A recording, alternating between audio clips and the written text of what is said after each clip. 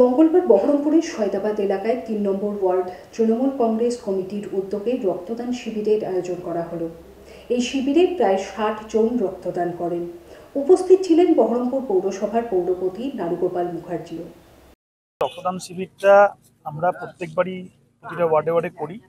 আমাদের দেখবেন যে কোভিডের পর থেকে ধারাবাহিকভাবে ১,০০০-এর উপর ইউনিটের উপর রক্তদান শিবির আমাদের পুরো টিম ওয়ার্ক করে আমরা করেছি। এটা আজ থেকে নয়।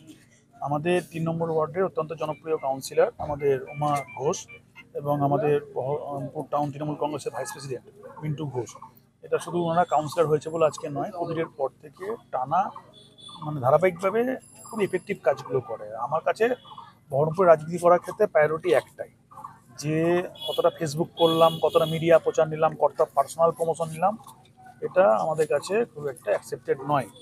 কারণ দেখবেন আপনারা যে ধারাবাহিকভাবে বহরমপুর শহরে রাজনীতি করতে গিয়ে যখন এখানকার অবজারভার, এখন বিজেপি বিরোধী দলনেতা শুভেন্দু অধিকারী যখন ছিল, তখনও দেখবেন ওই ভুলগুলো করেছিলেন, যে আরবান রাজনীতির ক্ষেত্রে পলিটিক্সটা খুব বেশি ধাপ্পাবাজি থাকলে পরে জল এবং সলিড এটাকে সেগ্রিগেট করে নেবে। ফলে এখানে ওই পার্সোনাল প্রমোশনের জন্য আপনার রাজনীতি করা আর তার সঙ্গে একটা কনস্ট্রাকটিভ রাজনীতি করা এবং এফেক্টিভ রাজনীতি করা মধ্যে দুরকম পার্থক্য আছে।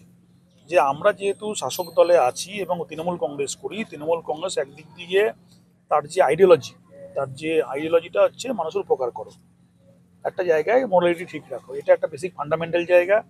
অন্যদিকে তার যে সরকারে আছে, তার করা জনমুখী প্রকল্প এফেক্টিভ একটা রোল তৈরি করা, এই দুটো জায়গার ক্ষেত্রে আমাদের ক্ষেত্রে রাজনীতির দুটো ভালো উপকরণ আছে। আমাদের মিউনিসিপ্যালিটি বোর্ড আছে, আমাদের 23 জন কাউন্সিলর আছে, আমাদের এই ওয়ার্ডের কাউন্সিলর দীর্ঘদিন থেকে কর্মঠ এবং খুব অ্যাক্টিভ, এবং ওমেন কাউন্সিলর, এটা আরও বেশি আমাদের ক্ষেত্রে একটা অ্যাডভান্টেজ।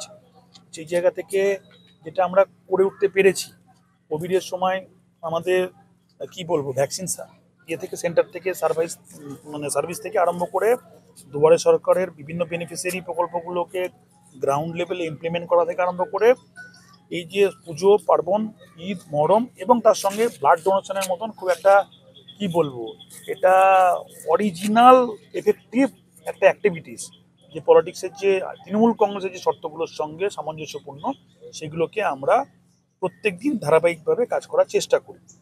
এই চেষ্টাটা আমাদের চলছে এবং চেষ্টার ফলে স্টেপ বাই স্টেপ আমাদের বহরমপুরে তৃণমূল কংগ্রেসের যে ছবিটা, মুখ্যমন্ত্রী মমতা বন্দ্যোপাধ্যায় যেভাবে কাজ করতে চান, সেই কাজটাকে মানুষের মনে ঢোকানোর জায়গাটা আমাদের ক্ষেত্রে অনেকটা পরিষ্কার হয়েছে, যেটা রেজাল্ট ক্রমান্বয়ে আস্তে আস্তে আস্তে আস্তে আরও পাওয়া যাবে।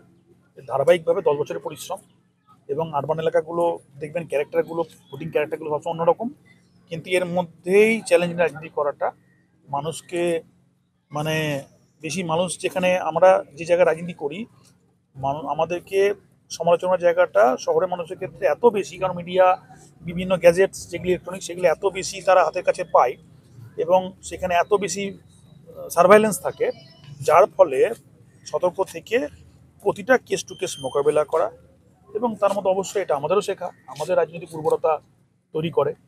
সেই জন্য আমরা কাজটা চ্যালেঞ্জ নিয়ে করছি। আশা করি রেজাল্ট ভালো আসবে 26-এ, এবং প্রতিটা ওয়ার্ড থেকে আমরা ভালো লিড পাবো। এবং এটা আপনার প্রিভিয়াস যে পলিটিক্সের যে ভুল থিওরিগুলোকে, সেগুলোকে ওভারকাম করেই পাবো, সময় সে কথা বলছি।